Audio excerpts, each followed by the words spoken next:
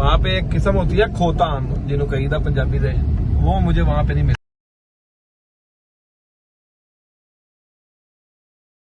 अस्सलाम वालेकुम, मैं आपको खुश आमदीद कहता हूँ अपने यूट्यूब चैनल पे।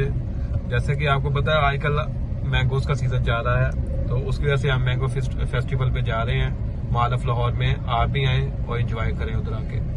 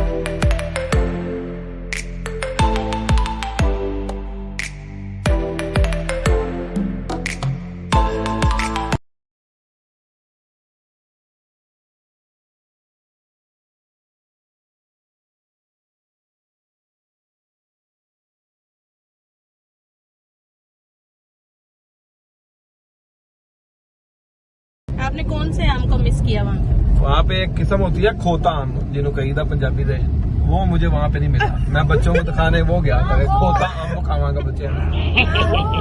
और कौन कौन सी किस्में बताएं? किस्में क्या बताएं, उधर किस्म थी नहीं, ना तोता परी आम था, ना लंगड़ा पड़ा हुआ था, ना तोता परी वो छोटा वो नाम का था तोता परी, असल तोता परी नहीं था। तो उसके बाद क्या कहते हैं, चौंसे की इतनी वैरायटी है वो भी नहीं थी।